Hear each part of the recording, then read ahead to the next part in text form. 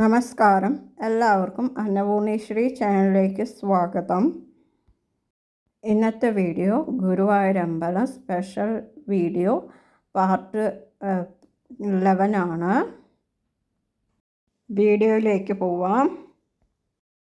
ഗുരുവായൂരമ്പലത്തിൽ ഉദര സംബന്ധമായ പ്രശ്നങ്ങൾ മാറാൻ നിവേദ്യം കൊണ്ട് തുലാഭാരം നടത്തുന്നത് നല്ലതാണ്. ഇത് ഇത്തരം അസുഖങ്ങൾ മാറാൻ സഹായിക്കുമെന്നാണ് വിശ്വാസം. ഗുരുവായൂരമ്പലത്തിൽ ജോലി തടസ്സങ്ങൾ നീങ്ങുവാൻ അഹസ് വഴിപാട് ചെയ്യുന്നത് നല്ലതാണെന്നാണ് വിശ്വാസം. കൃഷ്ണ ഗുരുവായൂരപ്പ രക്ഷിക്കണേ. കുട്ടികളുടെ അസുഖം മാറാൻ ബാലരക്ഷാ ശ്ലോകം ചൊല്ലി നമസ്കരിക്കാം. ഇതല്ലെങ്കിൽ നാമജപ ബുക്കിൽ എഴുതി ഗുരുവായൂർ ക്ഷേത്രത്തിലെ ഭണ്ഡാരത്തിലോ അല്ലെങ്കിൽ ഭഗവാന്റെ മുന്നിലോ സമർപ്പിക്കാവുന്നതാണെന്നാണ് വിശ്വാസം. ഗുരുവായൂരമ്പലത്തിൽ മറ്റൊരു പ്രധാനപ്പെട്ട ഒരു വഴിപാടാണ് ചേന സമർപ്പിക്കൽ. ഇത് ത്വക്ക് രോഗങ്ങളിൽ നിന്നും മുക്തിക്കായിട്ടാണ് ചേന സമർപ്പിക്കൽ. ചേന സമർപ്പിക്കുകയോ അല്ലെങ്കിൽ ചേന കൊണ്ട് തുലാഭാരം നടത്തുകയോ ചെയ്യുന്നതിലൂടെ മുക്തി ലഭിക്കുമെന്നാണ്, ത്വക്ക് രോഗങ്ങളിൽ നിന്നും മുക്തി ലഭിക്കുമെന്നാണ് വിശ്വാസം.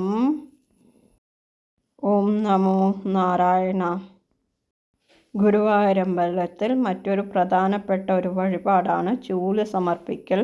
അതിൻ്റെ പ്രാധാന്യം എന്താണെന്ന് വെച്ചാൽ മുടി സംബന്ധമായ അസുഖങ്ങളെല്ലാം മാറിക്കിട്ടുമെന്നാണ് വിശ്വാസം.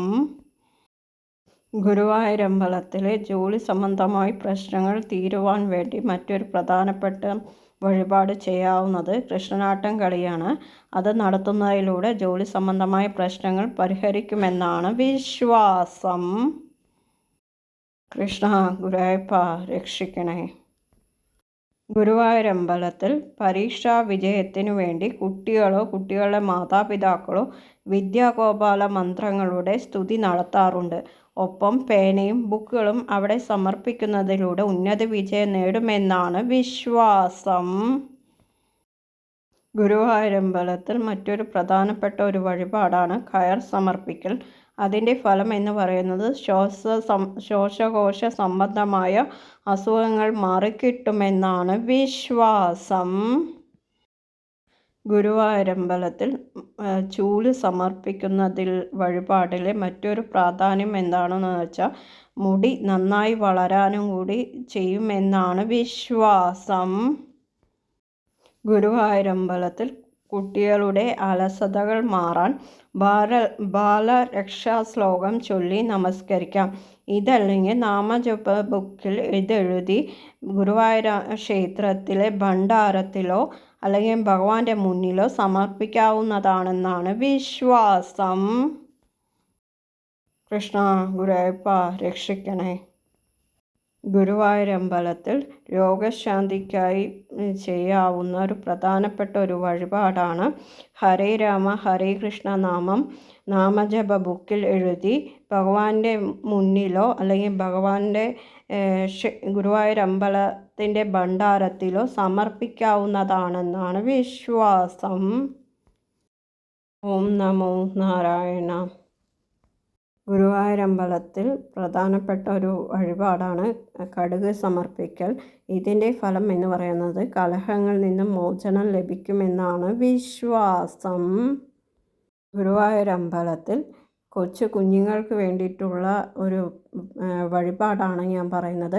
അവരുടെ എന്താഗ്രഹവും നടത്തി തന്നാൽ ഭഗവാന് ചോക്ലേറ്റ്സുകൾ കൊടുക്കാമെന്ന് പറഞ്ഞാൽ അത് ഭഗവാൻ നടത്തി തരുമെന്നാണ് വിശ്വാസം. അത് നിങ്ങൾക്ക് ഇഷ്ടമുള്ള ഏത് ചോക്ലേറ്റ് വേണമെങ്കിൽ കൊച്ചു കുഞ്ഞുങ്ങൾക്ക് സമർപ്പിക്കാവുന്നതാണ്.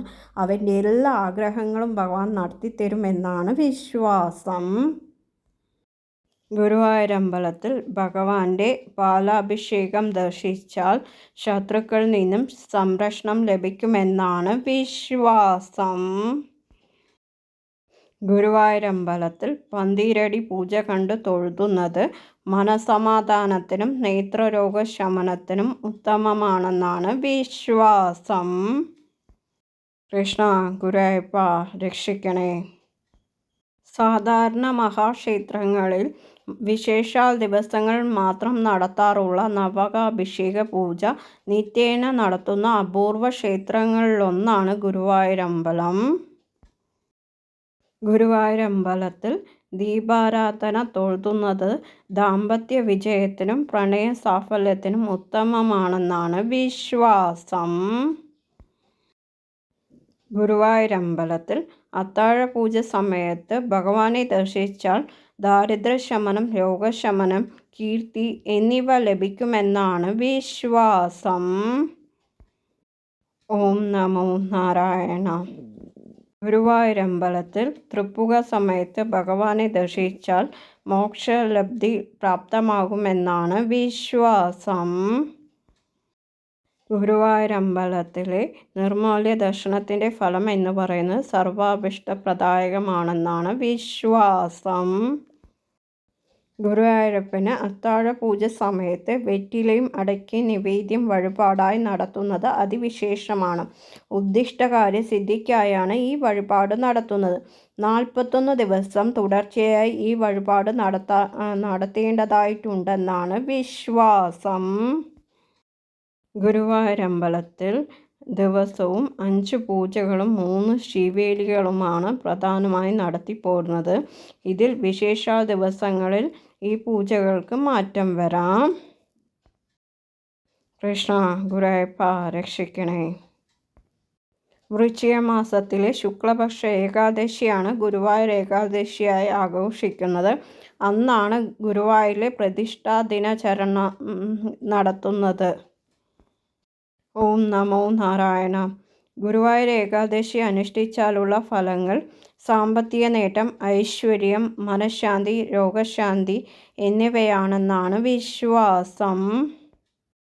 ഈ വീഡിയോസ് ഇഷ്ടപ്പെട്ടവർ ലൈക്ക് ചെയ്യുക, ഷെയർ ചെയ്യുക, കമൻറ്റ് ചെയ്യുക. സബ്സ്ക്രൈബ് ചെയ്യാത്തവർ സബ്സ്ക്രൈബ് ചെയ്യുന്ന തൊട്ട് അടുത്തുള്ള ബെൽ ബട്ടൺ ഓൾ എന്ന് അപ്പോൾ ഞാനിടുന്ന പുതിയ പുതിയ വീഡിയോസ് നിങ്ങൾക്ക് നോട്ടിഫിക്കേഷനായിട്ട് വരും. എല്ലാവർക്കും ഗുഡ് ബൈ. കൃഷ്ണ ഗുരുവായൂരപ്പ രക്ഷിക്കണേ.